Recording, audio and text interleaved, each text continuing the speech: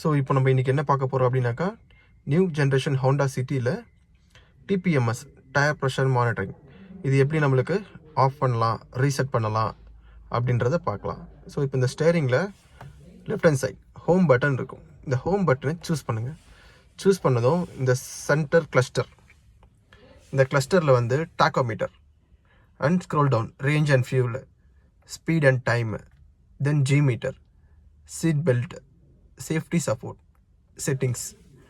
So இப்போ இந்த செட்டிங்ஸில் வந்து நம்ம இந்த பட்டனை கிளிக் பண்ணணும். கிளிக் பண்ணிங்கன்னா செட்டிங்ஸ் ஆப்ஷன் ஓப்பன் ஆகும். தென் அகைன் ஸ்க்ரோல் டவுன் பண்ணுங்கள். இதில் டிஃப்ளெக்ஷன் வார்னிங் சிஸ்டம் அந்த ஆப்ஷன் இருக்கும். அதை ஓகே பண்ணுங்கள். ஓகே பண்ணிங்கனாக்கா ஃபஸ்ட் ஆப்ஷனாக கேன்சல் காட்டும். தென் ஸ்க்ரோல் டவுன் பண்ணி இன்ஸ்டலைஸ்ன்னு இருக்கும். இன்ஸ்டலைஸ் கொடுத்தீங்கன்னா ரீசெட் ஆகிடும். இப்போ நீங்கள் வந்து காற்று கம்மியாக இருக்குது, ஏன்னா நம்ம பங்க்கில் வந்து நம்ம காற்று அடிச்சிருக்கோம், இப்போ அது எப்படி ரீஇன்செட் பண்ணுறது அப்படின்னாக்கா மறுபடியும் இந்த இன்ஸ்டலைஸ் கொடுத்தீங்கன்னா தான் திருப்பி அந்த ப்ரெஷர் கரெக்டான டைமுக்கு செட் ஆகும். உங்களுக்கு இப்போது இன்ஸ்டலைஸ் பண்ணுறோம். கம்ப்ளீட்டட் வந்ததுக்கப்புறம் பேக் ஆப்ஷன் கேட்கும். பேக் கொடுத்துருங்க. தென் நெக்ஸ்ட் டைம் உங்களுக்கு இதே மாதிரி காற்று கம்மியாகிடுச்சுன்னா காற்று அடித்து முடிச்சதுக்கப்புறம் இந்த மாதிரி ரீசெட் பண்ணால் போதும், அந்த சிம்பிள் போயிடும். தேங்க்யூ.